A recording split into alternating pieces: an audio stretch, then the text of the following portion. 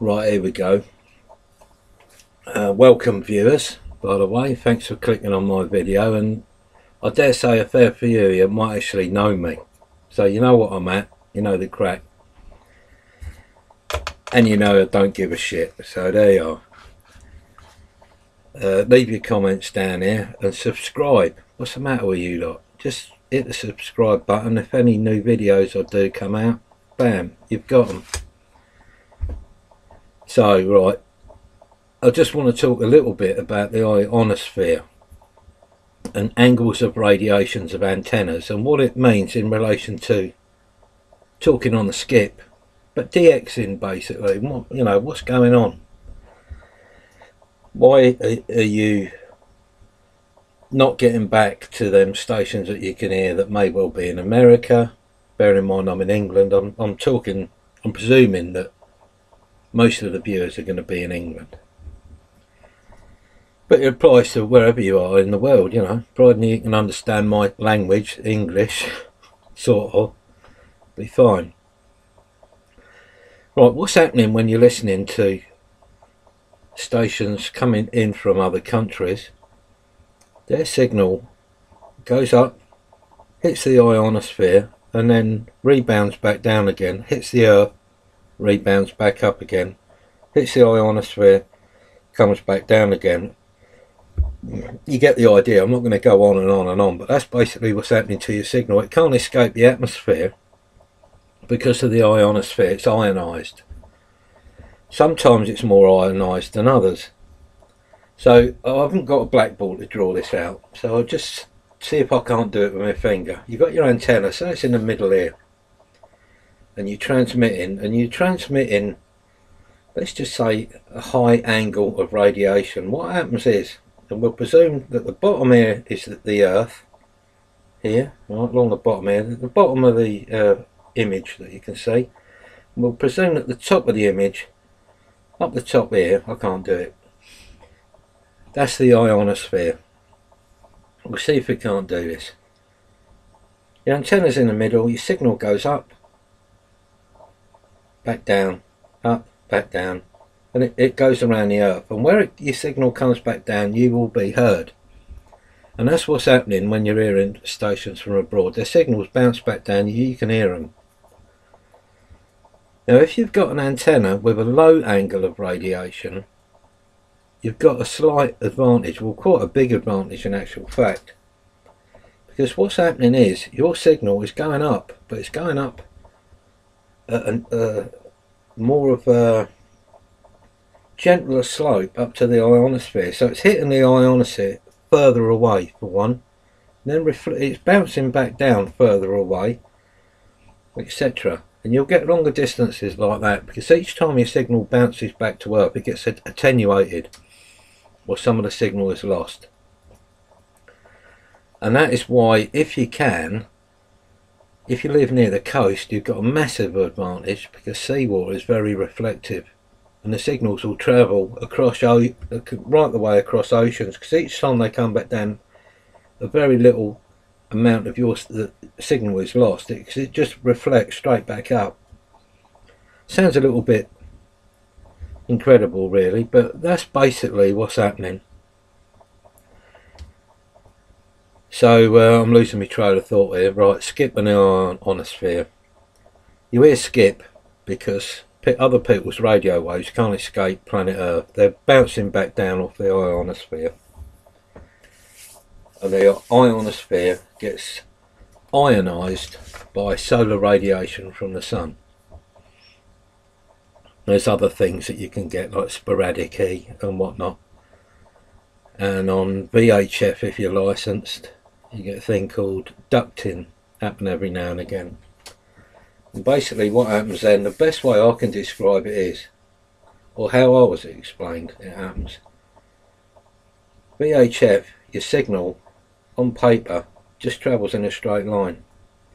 When it goes up to the ionosphere, it goes straight through it, just because of the nature of the signal. I don't know the scientific reason why a VHF signal goes straight through the ionosphere, I don't know. But what can happen, you get a thing called ducting. and that's when you get a layer of cold air between two layers of hot air, or one layer of hot air between two layers of cold. You get like a sandwich, and basically what happens, your signal gets trapped in the middle, bounces along, and eventually it's allowed back down to earth. And you know, you're not talking massive distances, but from England, you know, France, Germany, a bit of Spain, maybe if you're lucky, you know, is doable in the right conditions. So that's about that, really. A lot about nothing, but if you sort of plan a day trip in the car to the coast, you know, whether you're going to do a bit of fishing or whatever, if you're into radio, which obviously are because you're watching me on here, take your rig with you, and I'm presuming you might, I don't know, go on the EU block on FM or whatever, or once this sideband's legalised, give it a go on sideband, because you'll have much better chance near the sea.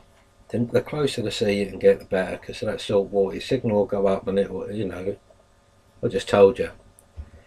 Sounds a bit confusing, but if you've got any questions about it, because I've simplified it a lot, but that's basically it. Oh, incidentally, while your signal goes up like this, comes back down, the bit in the middle, this bit, if you like, you won't be heard, and they call that like the dead zone.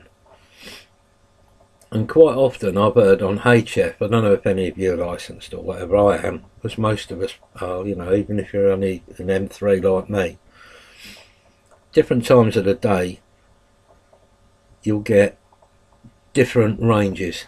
I've been on 40 metres, which is my favourite band. I don't want to go on about amateur radio, because it's about CB, my channel.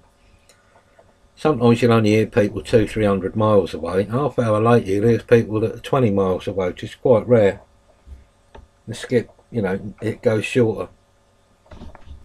So there you have it. I think I'm just waffling now, really, if I'm honest.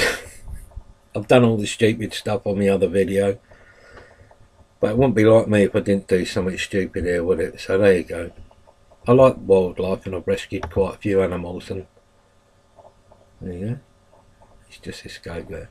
Oh, I'll talk to you soon. If you've got any questions, just ask, and you know, like my shit, as they say, and if you can, subscribe. You know, it'd be good to see you. Maybe do a video response to one of mine. You know, tell us what radio you've got, how much power you run, your experience of the wonderful world of radio, whether it be, you know, CB preferably, because that's what my channel's about. You know, amateur radio I think can get a little bit too, what's the word, overcomplicated. You know, I think you know, you've probably got that. And anyone that's going for their M6 call sign, good luck. If you've got any questions on that, come here, come and ask, because the problem is, I've found with doing the test, you tend to go online, you do the test, you do the mock questions over and over and over again, and you pass. But you know, let's be honest, most of us got no idea really what the hell. You know, you think if they say, right, I don't know, a question might be, what's the best thing to do if you're causing interference to your next door neighbour? A, throw a brick through his window. B, ring the RSGB. C, stop transmitting and see if you can sort it out between them.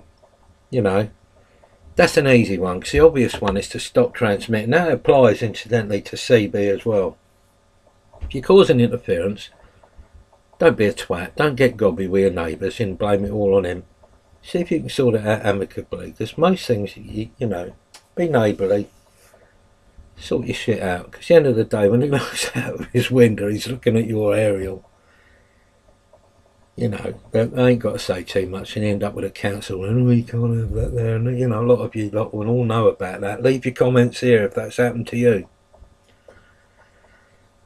So that's probably not the best scenario to say, but some of the questions, you know, you might know the answer, but you don't really know what the answer means. All you know is it's answer B. Tick that one, you get your pass. So if there's anything on that, along that lines, because like I say, it's a CB channel, but because a lot of us are licensed as well, you know, you're more than welcome to, you know, ask them questions. If I don't know, I'll just tell you straight, I don't know. But CB, you know, it shouldn't be sort of bad. I'm just doing a few videos, just quick. I mean, this one's just a load of waffle, really. A bit about the ionosphere. I hope it sort of explained a bit, maybe, to some of you. Because a lot of us tend to think, because we've spoke to the States 25 times, we know exactly what's happening to our signal and why we're doing it. Whereas in actual fact, it might just be because you've got a big linear amplifier doing about 300-400 watts, 500 watts, a kilowatt, whatever. You're going to get heard. It's as simple as that, you know. So running bag loads of power don't make you an expert. That's what I'm saying. I mean, I've been there, I've done that, I've run a lot of power, I've made the contacts, you know, but if I'm honest, at the time I enjoyed what I did, but I didn't really understand why it was all happening. All I knew, other people were talking to other countries. I wanted to know how they did it. I just copied what they did, and yes, it worked. But knowing how things work a little bit sometimes help you out a little bit, you know. Don't make yourself stupid if someone asks you a question. You know, talking about grey lines and stuff like that. You know, 20 years ago, if you would have said, you know, what's the ionosphere, I would have said, well, you know, it's probably just sort of blagged it, you know. But there you go. Anyway, till next time, catch you soon. And as someone on YouTube said, if you can do it, I can do it. No, that's wrong. Alright, see you soon. Cheers, bye.